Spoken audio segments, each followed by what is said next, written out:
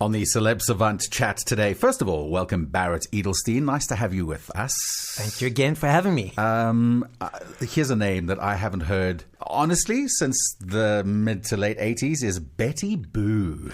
Yes. Who is Betty Boo for those people listening who go, Betty who? Well, her real name is Alison Clarkson. Okay. When she was in school, she used to do weird and funny things with her hair. And one time she bleached her hair and it went all wrong and she had to cut her hair very short. And people gave her the nickname Betty Boop.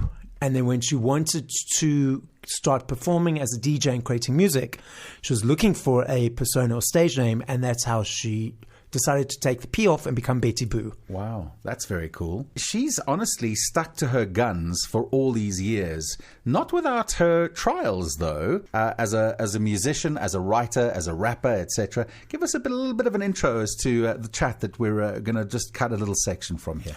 So basically, in between her big successes leading to early 90s, she is releasing new music and released a new album a couple of years ago, which did quite well in the charts. She took a break and was in Los Angeles creating and writing music for other artists. And she found it quite soulless and frustrating in the sense that she felt that it being like a sausage factory, that churning out hits, they want the next hit, the next hit, the next hit. And she stepped away from that. But what that experience gave her was the concept of stop waiting, stop procrastinating, just go in and do it.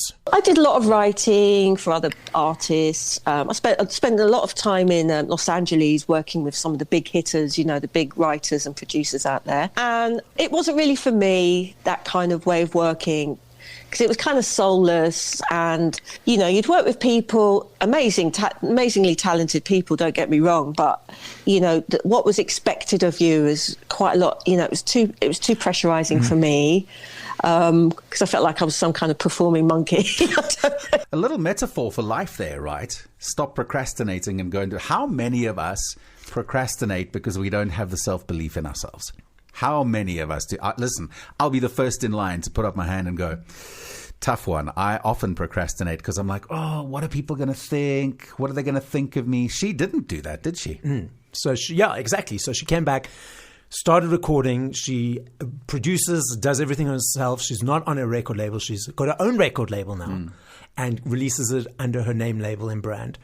So absolutely. And you mentioned that often if I have to create a presentation for a concept or a pitch or idea that I have, I always think, I find the idea of creating such a great thing, because it's lots of pages, lots of ideas putting down.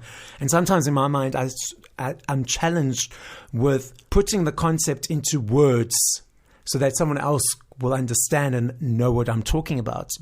And in the past, years ago, I would just procrastinate and put it off, maybe just do one page, another page. Now when I have to do it, it's like dive in, do it, get it done, and send it. Right. Doesn't that make you nervous? No, actually not, because I send it to someone to prove people. Okay, fair enough. But I still get it done. Yeah, exactly. And that's half of the battle won, right? If you want to find out more, the full interview with Betty Boo and Barret is up at nova.com.na under the blog section. You can go and have a listen to the full podcast there. You can also follow Barret on all of the socials, talking to different people 3 times a week. I'm hesitant to say that because I think you're going to run out of runway, but it seems as though you just keep them coming, brother. Keep them coming. Celeb Savant is the username. Celeb, C-E-L-E-B, Savant, S-A-V-A-N-T. You're a true legend. Thanks for joining us. Thank you for having me again. We'll speak to you next week. Yeah, absolutely.